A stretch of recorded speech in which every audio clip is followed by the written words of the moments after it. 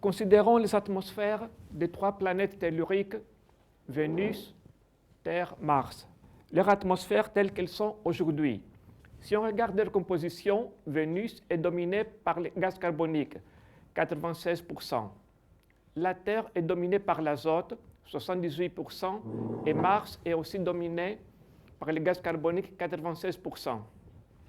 Leur pression atmosphérique sur la surface des planètes, au niveau de Vénus, 92 bars, au niveau de la Terre, 1 bar, au niveau de Mars, seulement 7 millibars. Si nous prenons le cas de l'azote, au niveau de Vénus, la concentration à la surface, c'est-à-dire combien de molécules on a dans chaque litre, on a pratiquement 4 fois le même nombre de molécules qu'on a sur Terre, donc des valeurs très comparables. Si on regarde sur Mars, on a un facteur 1 sur 10 000 par rapport à la Terre. Or, ces 3 planètes ont été formées dans le même voisinage du système solaire, donc à partir de la même nébuleuse protoplanétaire, ce qui signifie qu'initialement, leur composition devrait être très similaire. Aujourd'hui, 4,5 milliards d'années plus tard, on voit que leurs compositions atmosphériques sont complètement différentes, ce qui nous montre que ces 3 atmosphères ont suivi des voies évolutionnaires complètement différentes. En particulier, les taux d'échappement de l'atmosphère vers l'espace et aussi les taux d'échappement entre différentes espèces ont été très différents entre ces 3 planètes. Or, l'évolution à long terme d'une atmosphère dépend de l'équilibre entre les sources et d'autre part les pertes. Quelles sont les pertes? D'une part, la séquestration au sol. Par exemple, les calcaires qu'on a sur Terre correspondent à une grande partie du CO2 de l'atmosphère initiale de la Terre, et d'autre part, l'échappement vers l'espace. Or, c'est cet échappement vers l'espace qui va nous concerner aujourd'hui. Prenons le cas de Mars. Nous avons des indications multiples qu'il y a quelques milliards d'années, il y avait de l'eau liquide sur sa surface. Ici, à l'observatoire, nous connaissons bien ces signatures. Par exemple, de l'île des rivières asséchées aujourd'hui, nous avons des embouchures, ou si on regarde la composition des galets qu'on trouve dans ces embouchures au niveau de Mars et au niveau de la Terre, on voit des galets qui sont très similaires, ou la composition de tout ce qui se trouve dans ces lits de lacs asséchés. Or, pour avoir de l'eau liquide de manière stable sur la surface, les calculs montrent qu'il aurait fallu une pression au moins égale à 0,5 bar. Aujourd'hui, la pression sur la surface de Mars n'est que 7 millibars. Donc là, nous avons une très forte indication de l'échappement atmosphérique. Et la mission MAVEN, à laquelle ici à l'observatoire nous participons, observe même aujourd'hui cet échappement. Mais Mars n'est pas un cas unique. Revenons sur notre Terre. Ici, nous avons schématisé l'histoire de l'évolution de l'atmosphère terrestre sur une échelle qui remonte le temps jusqu'à aujourd'hui. On voit par exemple que l'oxygène est apparu il y a environ 2 milliards d'années. C'est le grand événement d'oxydation avec l'apparition de la photosynthèse. On a aussi d'autres gaz dont la concentration a fortement évolué, comme le CO2. Et un des mécanismes qui ont fortement joué sur cette évolution, c'est l'échappement vers l'espace que nous allons examiner aujourd'hui. La question donc on s'est posée, comment et à quel temps l'atmosphère de la Terre s'échappe très lentement dans l'espace? Quels sont les principaux mécanismes d'échappement et comment dépendent-ils de l'activité solaire et géomagnétique? D'ores et déjà, nous pouvons dire que nous avons deux grandes catégories pour les mécanismes d'échappement. D'une part, l'échappement sous forme d'atomes ou de molécules neutres. Ici, on a l'atmosphère terrestre, la couche la plus élevée, l'exosphère, là où le libre parcours moyen devient très important, et certains atomes ou molécules qui ont une vitesse qui est supérieure à la vitesse de libération gravitationnelle peuvent, sous certaines conditions, s'échapper dans l'espace. Nous allons le voir en détail après. Et d'autre part, l'échappement sous forme ionique. Ici, nous avons la magnétosphère terrestre, la Terre, les vents solaires arrivent du côté gauche, ils compressent la magnétosphère, on a une magnétopause, et ici on a les lignes de force du champ magnétique, et dans les zones polaires, on a des lignes de force du champ magnétique ouvertes. Or, il y a tout un ensemble de mécanismes d'accélération que nous allons voir tout à l'heure, qui peuvent accélérer les ions, leur donner suffisamment d'énergie pour remonter contre les champs gravitationnels et s'échapper dans l'espace. Mais commençons d'abord par l'échappement sous forme neutre, qui se produit au niveau de l'exosphère.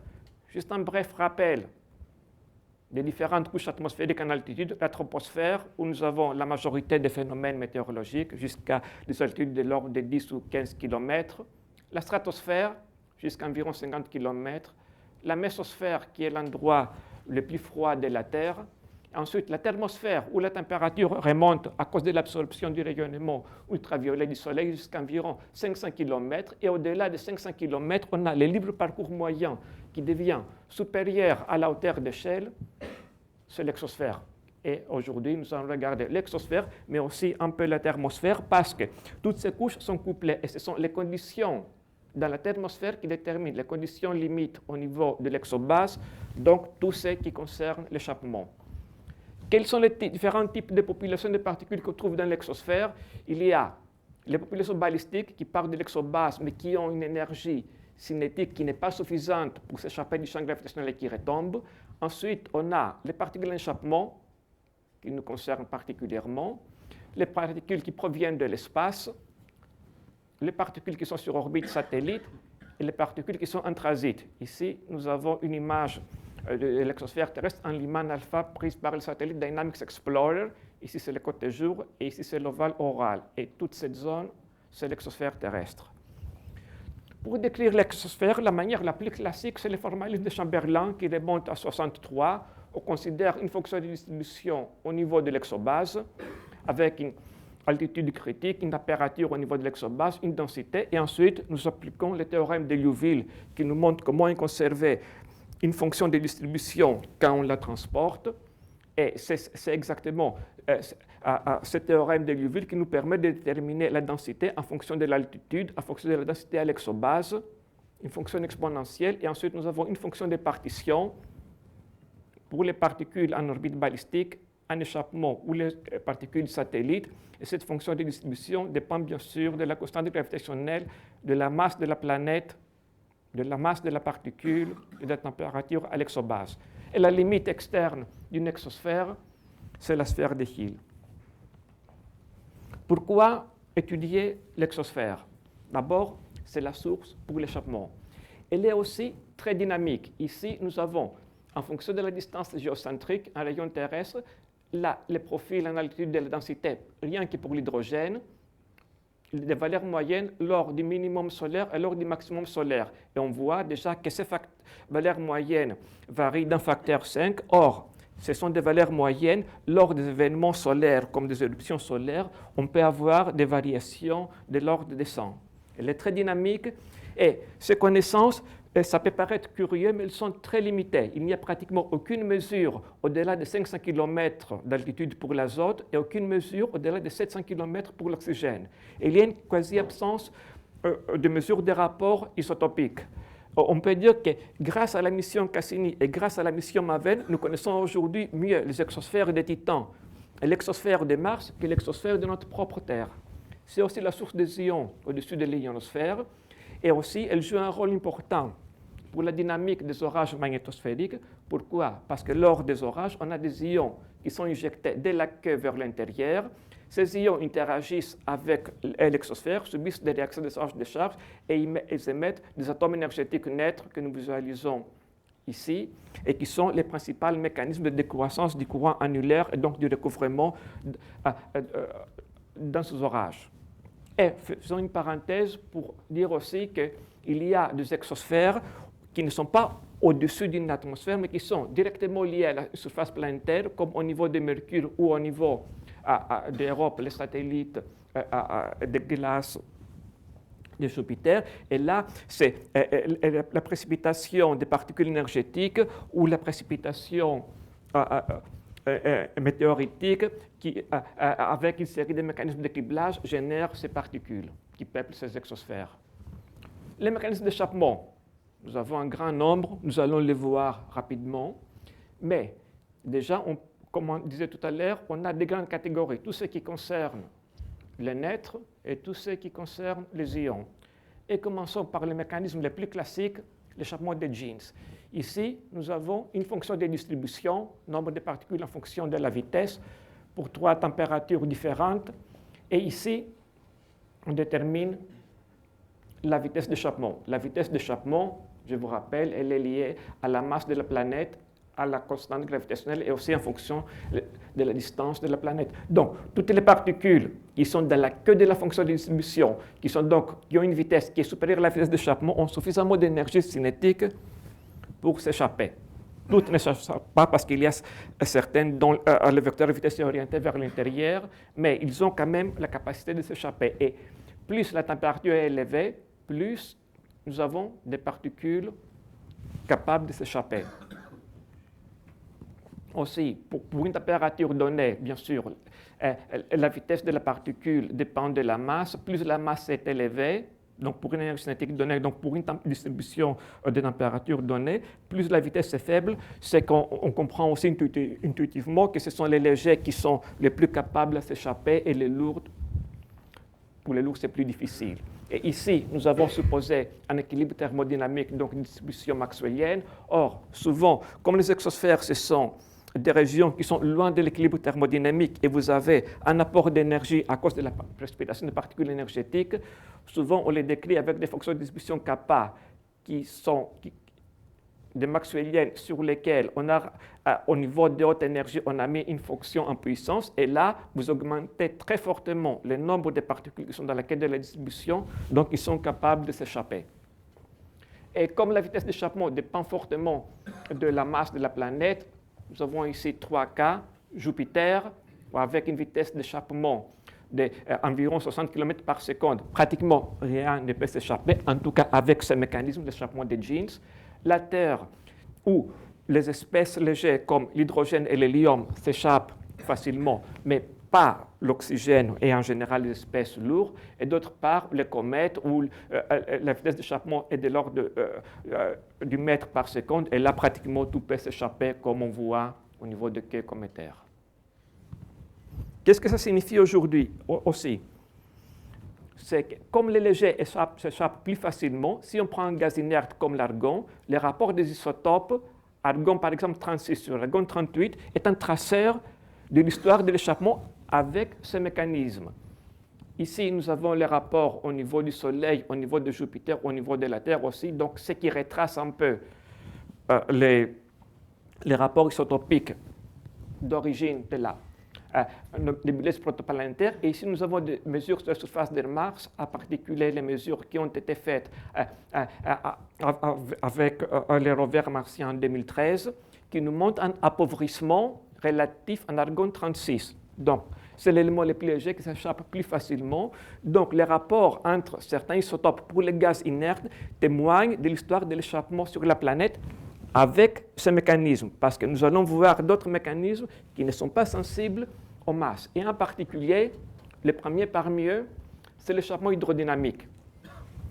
De quoi s'agit-il? Vous avez dans la basse exosphère des légers qui s'échappent, comme les atomes d'hydrogène qui remontent, et qui s'échappent à travers une population d'atomes plus lourds comme l'azote. Donc, de temps en temps, vous avez des collisions entre les légers et les lourds, des collisions élastiques. Donc, les atomes d'hydrogène donnent une partie de leur énergie cinétique aux atomes les plus lourds, donc ils les repoussent, et ainsi, les lourds gagnent de l'énergie pour pouvoir s'échapper. Et en même temps, on réduit le taux d'échappement des légers. C'est un mécanisme qui fonctionne bien sur le corps planétaire de taille intermédiaire, comme c'est Mars ou dans le cas de Titan. Un autre mécanisme, c'est l'échappement photochimique. Vous avez des réactions photochimiques, soit à cause des photons UV, soit à cause des particules énergétiques qui précipitent, et vous produisez des atomes très très rapides. Donc, tout de suite, ils ne sont pas en équilibre thermodynamique, mais ils se trouvent très loin dans la queue de la fonction de distribution, et ils ont suffisamment d'énergie pour s'échapper. Et c'est aussi dans le cas de ces réactions photochimiques où de l'autre côté, vous produisez des molécules très très lourdes, comme dans le cas des titans, qui précipitent, tandis que les atomes chauds s'échappent.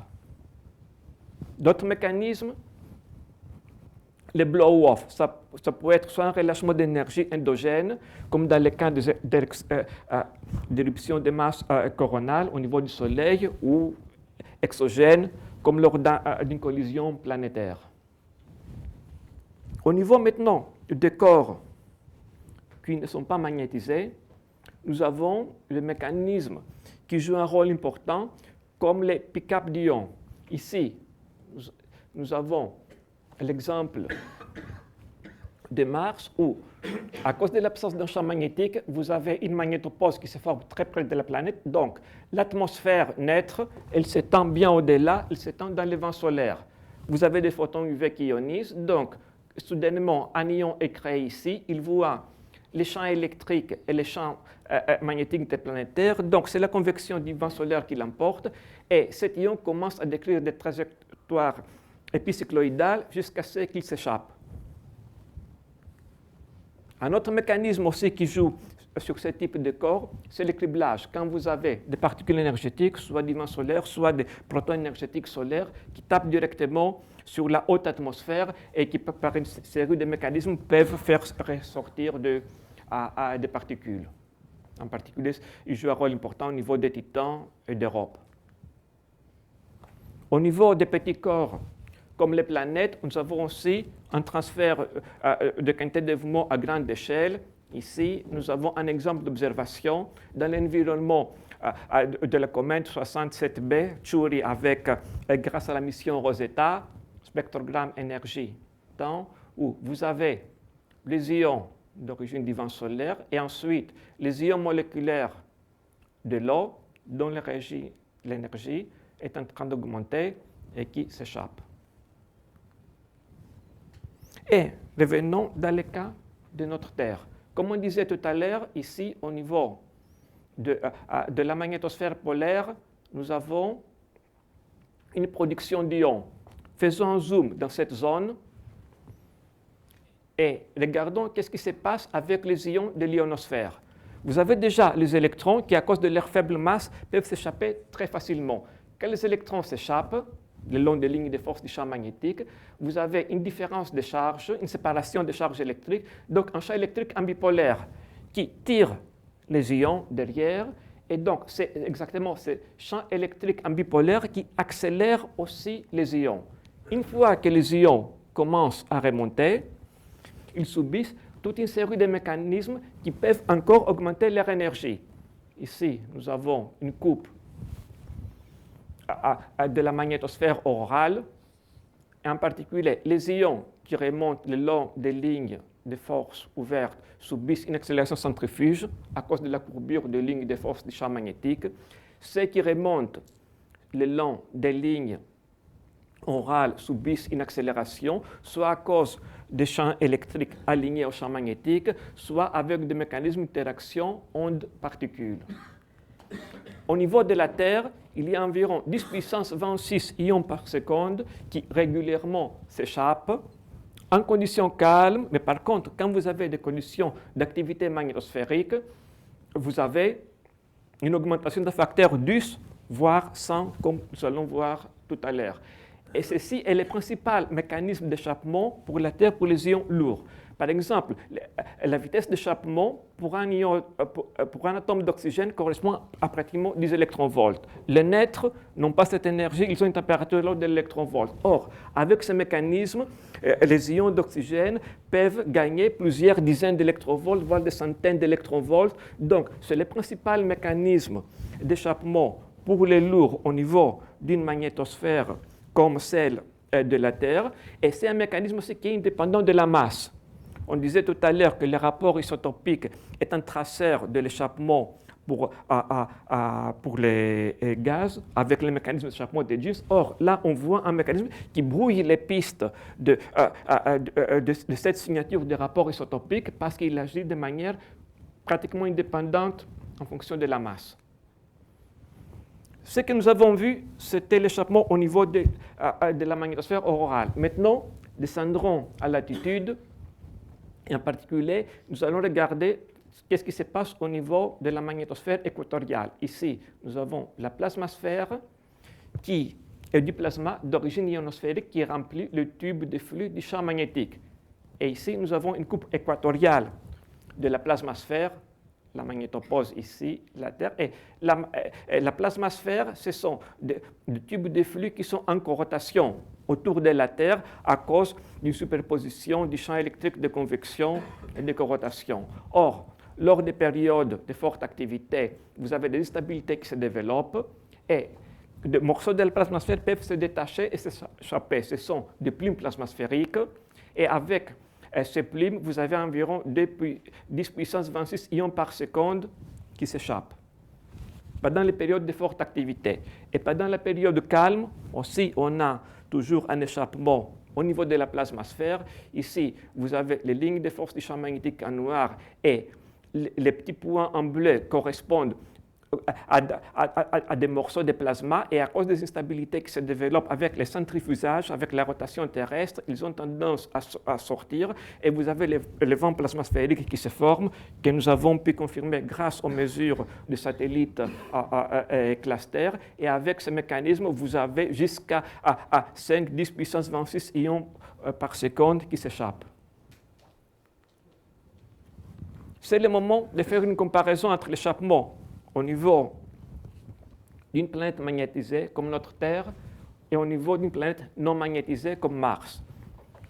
Au niveau des planètes magnétisées, vous avez le champ magnétique qui retient la magnétopause à une grande distance. Pour le cas de la Terre, c'est pratiquement 10 ou 11 rayons terrestres, tandis qu'au niveau d'une planète non magnétisée, vous avez la magnétopause qui se forme très très proche, donc vous avez toute l'atmosphère neutre qui est directement exposée au vent solaire.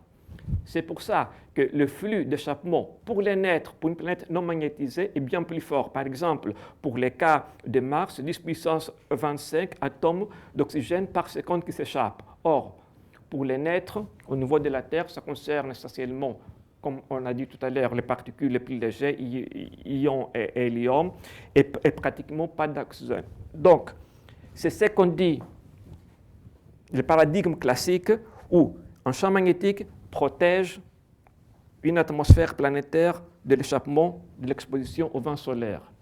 Mais quand on regarde qu'est-ce qui se passe avec les plasmas, les choses se compliquent, puisque la magnétosphère, la grande magnétosphère d'une planète magnétisée, elle intercepte une grande partie du flux d'énergie du vent solaire, et c'est cette énergie qui alimente cette pompe qui accélère les ions, comme on a vu tout à l'heure, au niveau de la magnétosphère aurorale et qui permet l'accélération de l'échappement de ces ions. Donc, pour tout ce qui est l'échappement du plasma et en particulier des ions lourds, vous avez les plasmas, les taux d'échappement des plasmas qui, au niveau d'une planète magnétisée, sont bien plus forts qu'au niveau d'une planète non magnétisée. Donc, les champs magnétiques de la planète protègent l'atmosphère de l'exposition directe au vent solaire, c'est vrai, mais l'échappement sous forme de plasma peut en revanche être important, en particulier pour les ions lourds. Et comment cet échappement varie en fonction de l'activité géomagnétique? Si nous avons la Terre, la magnétopause, 3 routes d'échappement vers la magnétogène, vers le manteau de plasma ou vers les lobes. Et ici, nous avons les mesures du taux d'échappement pour les ions d'oxygène qui ont été effectuées grâce à la mission cluster à laquelle à l'IRAP nous participons. Et nous avons pu quantifier ce taux d'échappement pour l'oxygène en fonction de l'indice de l'activité magnétosphérique, l'indice Kp. Ici, c'est une échelle logarithmique. Et on voit qu'on a pratiquement 2 ordres de grandeur de différence entre une magnétosphère calme avec un indice Kp égal à 1 et une magnétosphère fortement perturbée avec un indice d'activité Kp égal à 7. Donc, on peut multiplier pratiquement par un facteur 100 les taux d'échappement des ions lourds lors de ces périodes de forte activité. Ceci nous intéresse particulièrement. Pourquoi? Parce que si on retrace l'histoire de l'activité solaire, on sait que le Soleil jeune, il y a environ 3 ou 4 milliards d'années, était bien plus actif. On avait une rotation rapide du Soleil jeune, donc un effet dynamo plus fort, des maxima solaires plus forts, donc des éjections de masse coronale beaucoup plus fortes qui compressaient la magnétosphère. La magnétopause était très près de la planète, donc l'atmosphère était très exposée au vent solaire. Donc ce qui se passe aujourd'hui au niveau des événements très perturbés de l'activité solaire, c'était un peu l'état de tous les jours il y a environ 3 ou 4 milliards d'années. Et aussi, le Soleil jeune émettait un fort flux UV, donc une très forte ionisation au niveau de l'ionosphère, et vous aviez une ionosphère qui remontait et des hauteurs d'échelle qui permettaient une exposition directe de cette ionosphère. Et en particulier, les émissions en ultraviolet extrême du Soleil jeune étaient 100 jusqu'à 1000 fois plus intenses selon les modèles de l'évolution stellaire de ce qu'ils sont aujourd'hui. Donc, étudier aujourd'hui la réponse de l'échappement atmosphérique lors de fortes éruptions solaires, ça nous donne des indications de l'histoire passée de l'échappement atmosphérique terrestre. Donc, ça nous donne quelques éléments pour reconstituer l'histoire de l'atmosphère terrestre. Qu'est-ce qu'ils deviennent ces ions qui s'échappent, qui remontent dans la queue de la magnétosphère terrestre? Tout dépend de l'orientation du champ magnétique interplanétaire. Pendant les périodes calmes, les champs magnétiques interplanétaires, il est orienté vers le nord. Et dans ce cas, on a dans la queue une convection qui a tendance à faire éloigner ces ions et qui s'échappent, qui sont complètement perdus.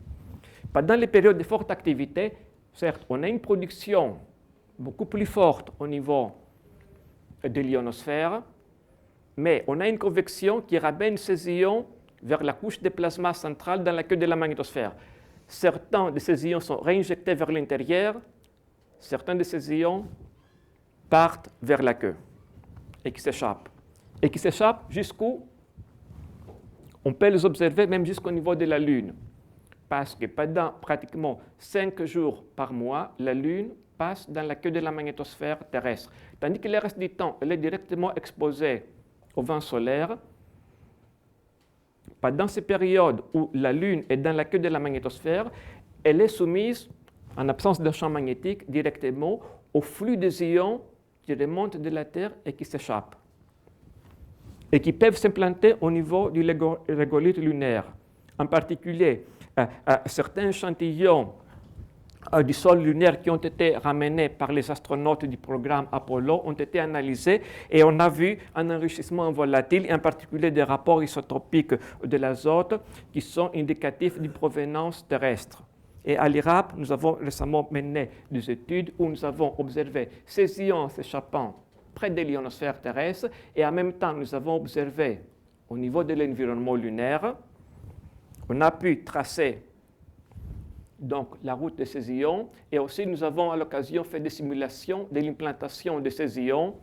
Nous avons observé, par exemple, au niveau de la Lune à des énergies de l'ordre de 10 kV, donc les implantations au niveau du régolithe lunaire, ils peuvent se planter à environ une profondeur d'une centaine de couches atomiques.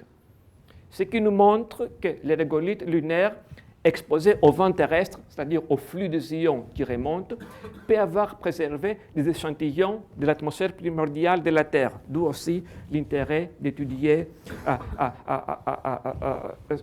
ces régolithes.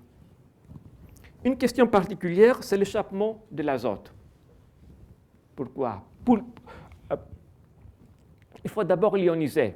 Et pour l'ioniser, il faut d'abord dissocier la molécule. Or, on voit que l'énergie de dissociation moléculaire est pratiquement 2 fois supérieure pour la molécule d'azote que pour la molécule d'oxygène, à cause de la triple liaison que nous avons entre les 2 atomes d'azote.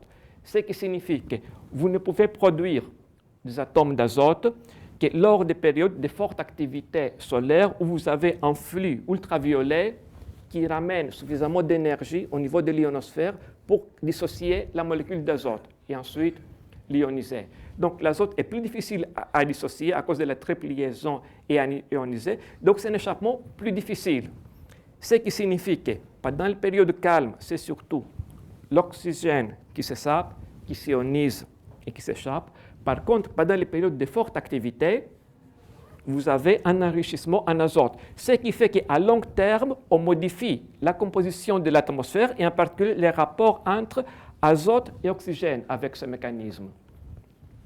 Ceci est important parce que si l'atmosphère terrestre aujourd'hui a 78% de l'azote, c'est aussi une des raisons pour lesquelles nous avons la vie sur Terre. C'est quoi la vie? On sait que tous les organismes vivants sur Terre sont composés d'acides aminés qui comprennent du carbone, de l'azote, de l'hydrogène, de l'oxygène. On sait que Miller a fait des expériences qui remontent à 1959. Depuis, ce type d'expérience a été répété plusieurs fois. Comment, à partir d'une atmosphère primordiale avec des décharges électriques, on peut composer des acides aminés qui sont la base de la formation de protéines. Et on sait aussi que les résultats dépendent beaucoup de l'état d'oxydation de l'azote. Est-ce que l'azote sous forme réduite ou sous forme oxydée? Donc, la formation des molécules prébiotiques est apparemment liée à l'abondance relative de l'azote, de l'oxygène et de l'hydrogène près de la surface. Donc, le fait que la composition d'une atmosphère se modifie à long terme peut jouer sur son habitabilité. Donc, l'échappement atmosphérique, à travers la modification de la composition et de l'instinct d'une atmosphère, affecte l'habitabilité d'une planète ou d'une exoplanète. Et ici aussi, nous avons un exemple comment le taux d'échappement varie entre azote et oxygène. Il y a très peu de mesures.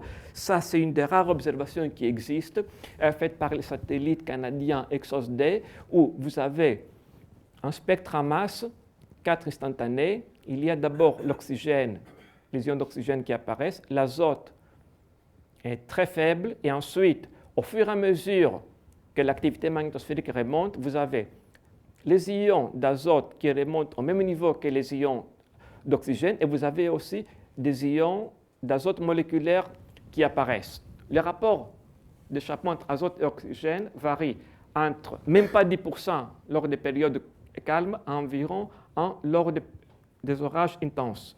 Mais il n'y a pratiquement aucune mesure au niveau des particules énergétiques, et en particulier de l'échappement pour les ions entre 50 électrovolts et 30 kiloélectronvolts. Donc, on revient à la question initiale, comment et à quel taux l'atmosphère de la Terre s'échappe tout lentement dans l'espace? Quels sont les principaux mécanismes d'échappement et comment dépendent-ils de l'activité solaire et géomagnétique?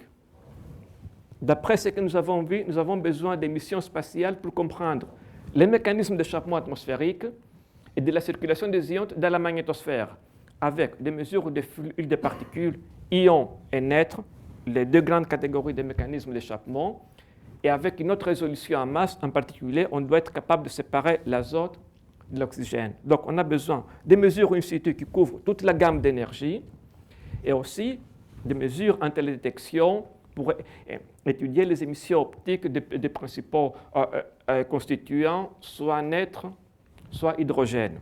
Et c'est exactement dans le cadre de cette problématique que nous avons proposé à l'ESA une mission spatiale dédiée pour étudier ces problèmes, la mission ESCAPE, avec une orbite que nous avons conçue exactement pour adresser ces objectifs. D'abord, un périgée à 500 km d'altitude pour étudier l'exobase, qui est la source de population qui s'échappe, un apogée à 30 000 km d'altitude pour passer dans la magnétosphère interne et étudier les particules qui sont réinjectées depuis la queue de la magnétosphère, donc les rapports entre échappement et réinjection, et une inclinaison polaire de manière à passer au-dessus des calottes polaires et étudier les ions qui remontent. Nous avons proposé une instrumentation très complète avec des mesures des particules in situ qui couvrent toute la gamme d'énergie et des mesures remote sensing, donc avec des spectro-imageurs. Bon, je ne vais pas rentrer dans les détails. Juste une parenthèse, parmi ces instruments, c'était un instrument développé à l'IRAP dans le cadre d'une activité RT soutenue par le CNES avec un spectromètre de masse d'ions que nous avons développé, Pierre Devoto et son équipe, et qui est capable de séparer les ions moléculaires azote et oxygène, et aussi les atomiques.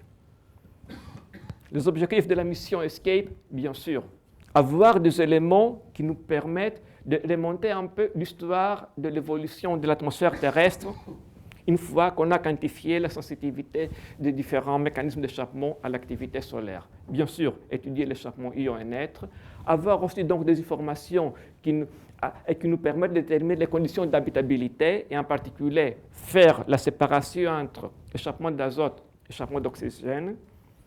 Évolution atmosphérique des exoplanètes. Or, on sait que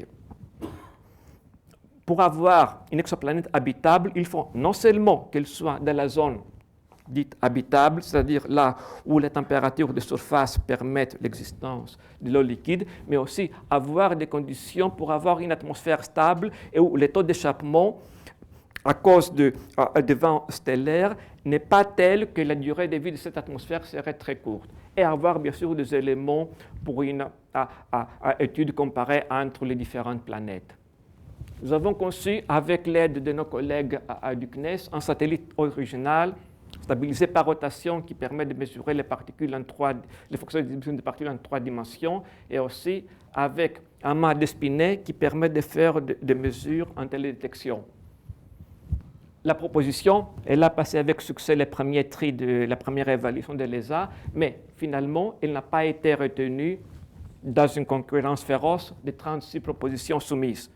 Mais on ne s'arrête pas au premier obstacle et nous avons de très bonnes nouvelles à annoncer parce que récemment, une autre mission à laquelle nous sommes associés vient d'être acceptée par l'ESA pour une étude des phasas. C'est la mission de Dédalus, avec un satellite caréné qui va voler très très bas, donc qui va étudier la thermosphère et en particulier la basse thermosphère, celle qui détermine un peu les conditions limites au niveau de l'exosphère. Ici, vous avez la variation de la température en fonction de l'altitude ou les compositions. Et on voit que cette zone-là, en bleu, c'est là où vous avez les très fortes variations. Et c'est exactement ce qui se passe dans cette zone qui détermine un peu ce qui se passe plus haut. Donc, l'objectif est de rentrer dans cette zone qu'on appelle aussi l'ignorosphère, parce qu'il y a eu très peu de mesures, d'avoir un périgée à 150 km d'altitude, mais faire régulièrement des plongeons jusqu'à 120 km d'altitude, ce qu'aucun satellite n'avait fait jusqu'à maintenant, et là, de lâcher des CubeSats instrumentés qui descendront encore plus bas.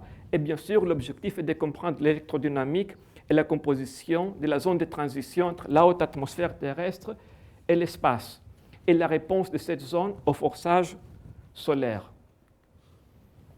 Vous avez une coupe du satellite, et ici, vous avez un CubeSat, il y en aura 4 qui seront relâchés. Vous avez aussi une charge utile très complète, et parmi lesquelles un spectromètre de masse d'ions, auquel à l'IRAP nous avons une grande compétence. Et ici, c'est juste l'histoire de l'évolution du périgée, normalement à 150 km d'altitude, qui va régulièrement faire des descentes à 120 km, qui va lâcher sous satellite ces petits CubeSats qui vont descendre encore plus bas, et on fera des mesures. Le satellite principal va remonter pour éviter l'effet de frottement atmosphérique et qu'on va faire tout le long de 7 ans des mesures coordonnées. Et c'est une mission sous la responsabilité principale de l'Université de Thrace avec la participation de l'IRAP.